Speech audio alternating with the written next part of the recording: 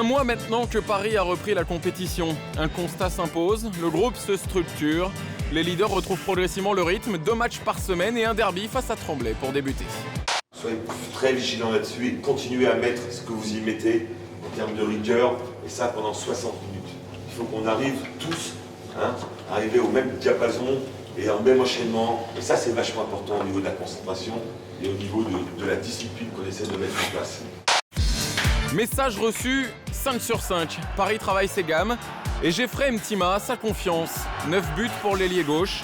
35-26 pour conclure. Une soirée idéale pour préparer la réception de la Rioja en Ligue des Champions. C'est une soirée qu'on craignait et ça se finit par une belle soirée pour nous, parce que tout le monde a joué, on n'a pas forcément tiré sur les organismes. Meilleur exemple, tiré au meilleur, parfaitement secondé par les 8 arrêts de Patrice Annonay. Une journée à peine pour récupérer et revoilà déjà les Parisiens sur les terrains. À 24 heures d'un rendez-vous européen, le 3e de la saison pour Mikkel Hansen et ses coéquipiers.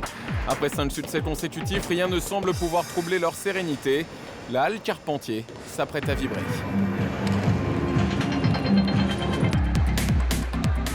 La défense haute, le 1 contre 1. Voilà, de Air France qui prend son envol.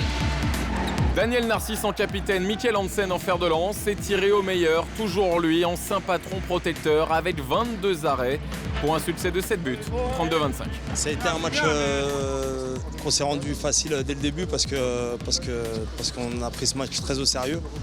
On s'est tous dit que ça allait être beaucoup plus dur que contre Zagreb parce que pour moi ils ont une meilleure équipe en attaque.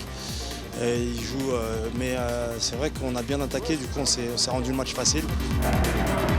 Paris confirme son invincibilité en Ligue des Champions, à la faveur notamment d'un nouveau visage défensif, fruit d'un travail poussé depuis l'intersaison.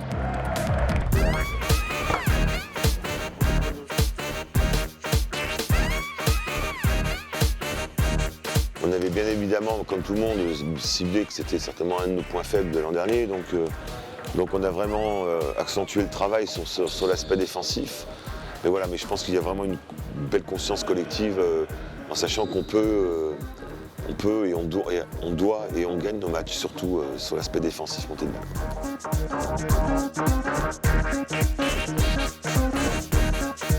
Il est clair qu'en termes d'investissement, c'est bien plus présent, de compréhension aussi, parce que